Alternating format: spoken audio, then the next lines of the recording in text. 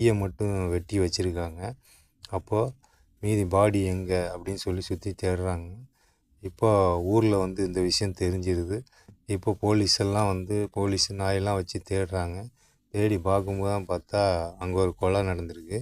யாருன்னு தெரியல. இப்போ அந்த கொலையை பற்றி இன்வெஸ்டிகேஷன் ஃபுல்லாக போயிட்டுருக்கு. டாக்டர் என்ன சொல்கிறாருன்னா, இந்த கொலை வந்து ஒரே ஒரு ஆள் தான் கொலை செஞ்சுருக்கணும். தலையில் வந்து கம்பி வச்சு அடித்து இந்த கொலை நடந்திருக்கு அப்படிங்கிற மாதிரி டாக்டர் சொல்கிறாரு. கமிஷனர் கேட்குறாரு, என்னென்னு விசாரணை போயிட்டுருக்கு அப்படிங்கிற மாதிரி கமிஷனர்கிட்ட சொல்கிறாரு. இதுக்கிடையில் திடீர்னு ஒரு நாள் ஃபோன் வருது. என்னென்னு போய் பார்த்தா ஒரு ஃபைனான்ஸ் கம்பெனியில் கொள்ளையடிச்சிருக்காங்க. யார் என்னன்னு தெரில. சிசிடிவி கேமரா எல்லாமே வந்து பிளாக் பண்ணி வச்சுருக்காங்க. அதாவது ஸ்ப்ரே அடித்து எந்த ஒரு சிசிடிவி கேமராவும் ஒர்க் ஆகலை. இப்போ எவ்வளவு பணம் வந்து போச்சு அப்படிங்கும்போது 50 லட்ச ரூபா பணமும் 150 சவரன் நகையும் போயிடுச்சு அப்படிங்கிற மாதிரி அந்த ஃபைனான்ஸ் கம்பெனியில் சொல்கிறாங்க.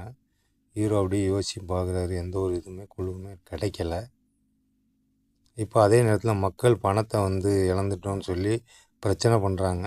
இவர் வந்து சொல்கிறாரு, இருங்க அவங்க பணம் எப்படியும் கண்டுபிடிச்சி கொடுத்துருவோம் அப்படிங்கிற மாதிரி சொல்கிறாரு. இப்போ 2 ஃபைனான்ஸ் கம்பெனிக்காரங்களும் கூப்பிட்டு விசாரிக்கும்போது யார் மேலே சந்தேகமாக இருக்கா அப்படிங்கும்போது அவங்க ஒருத்தரை சொல்கிறாங்க. அந்த ஃபைனான்ஸ் கம்பெனிக்காரங்க, அதாவது கொஞ்ச நாளைக்கு முன்னாடி ஒருத்தர் வந்து சண்டை போட்டு போனார் அப்படிங்கிற மாதிரி. இப்போ ஊருக்காரங்களாம் பேசிக்கிறாங்க, கொள்ளை நல்லா இருந்த ஊரில் இப்படி நடந்துகிட்டு இருக்கு அப்படின்ட்டு. இப்போ ஒருத்தர் மேலே டவுட் இருந்துச்சுல்ல, அவரை போய் பார்க்க போகிறாங்க. அவர் இல்லை, அவங்க ஒய்ஃபு தான் இருக்குது. அவர் வந்து ஒரு வாரமாக வெளியூர் போயிருக்காரு, இன்னும் வரல அப்படிங்கிற மாதிரி அவங்க சொல்லிடுறாங்க. இப்போ அங்கேருந்து கிளம்பி நேராக வந்து இப்போ இன்னொரு கேஸ் வருது.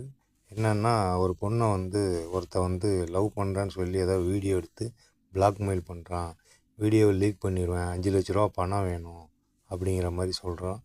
உடனே இப்போ வந்து சரி பணத்தை ரெடி பண்ணிவிட்டு என்னென்னு போய் பாருங்கள் அப்படிங்கிற மாதிரி சொன்னோன்னா சரின்னு சொல்லிட்டு போலீஸே வந்து மப்டியில் வந்துட்டு பணத்தை ரெடி பண்ணிவிட்டு போகிறாங்க.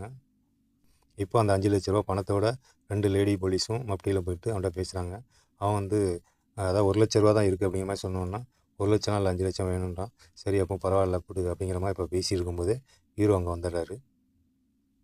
ஹீரோ வந்து